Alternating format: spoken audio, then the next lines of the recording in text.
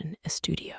कभी ऐसा हुआ है, कमरा एकदम शांत है, कोई आवाज नहीं, कोई हलचल नहीं, लेकिन दिमाग के अंदर वहां एक तूफान मचा हुआ है।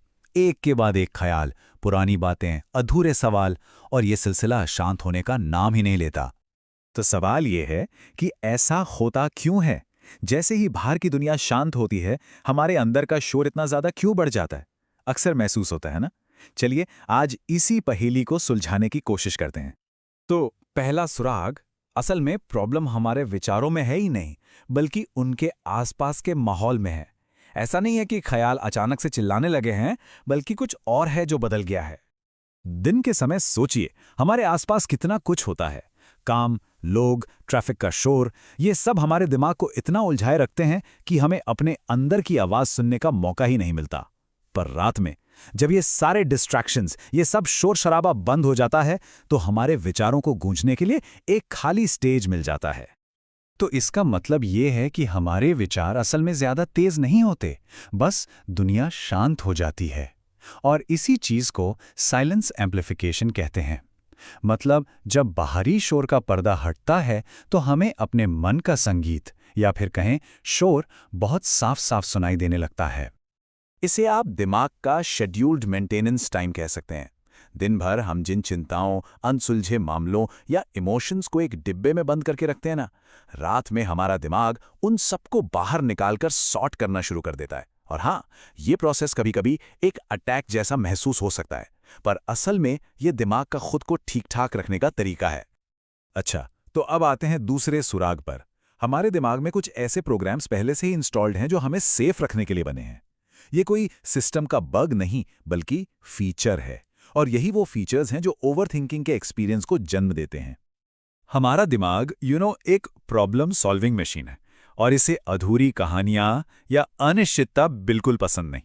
तो जब कोई बात अधूरी या अनसुलझी रह जाती है, तो दिमाग उसे बार बार प्ले करता रहता है। क्यों? ताकि उसे कोई सोल्यूशन मिल सके, कोई सेफ्टी का एहसास मिल सके। तो ओवरथिंकिंग असल में सेफ्टी की एक तलाश है।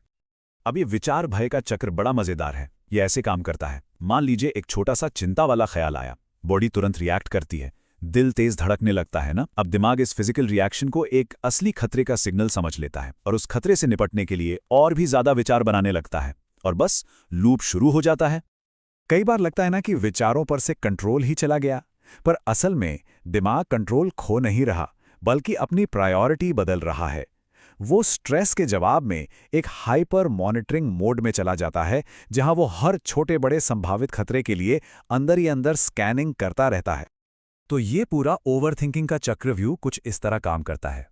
स्टेप 1, एक अनसुलझा विचार मन में आता है। स्टेप 2, मन उस पर डर के साथ रिएक्ट करता है। स्टेप 3, ये डर दिमाग को सिग्नल देता है कि भाई कोई खतरा है। और फिर स्टेप 4, दिमाग उस खतरे को सॉल्व करने के लिए और भी ज्यादा विचार बनाने लगता है। हर कदम दूसरे को ताकत देता है, और ये लूप अपने आप चलता रहता है। तो इन सारे सुरागों को अगर हम एक साथ जोड़ें, तो क्या तस्वीर बनती है?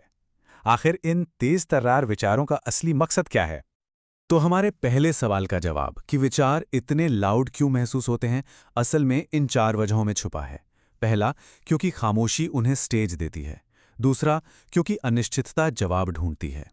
तीसरा, क्योंकि डर इस पूरे सिस्टम को चालू रखता है। और चौथा, क्योंकि हमारा दिमाग खतरों के लिए स्कैन कर रहा है, हमारी सेफ्टी के लिए। तो सबसे बड़ी बात जो यहाँ समझने वाली है वो ये है कि ओवरथिंकिंग कोई दिमागी खराबी नहीं है। इसे एक कमजोरी की तरह देखना बंद करना होगा। ये बस हमारा दिमाग है जो हर चीज को समझने की कोशिश कर रहा है, ताकि वो हमें बचा सके। ये उसका प्रोटेक्टिव मोड है। तो आखिर में बस इस एक लाइन को याद रखिएगा, ये जो विचार हैं ये हमला नहीं कर रहे, ये खोज रहे हैं, जवाब खोज रहे हैं, सुरक्षा खोज रहे हैं। शायद इस नजरिए से देखने पर मन का ये शोर थोड़ा कम डरावना लगने लगे।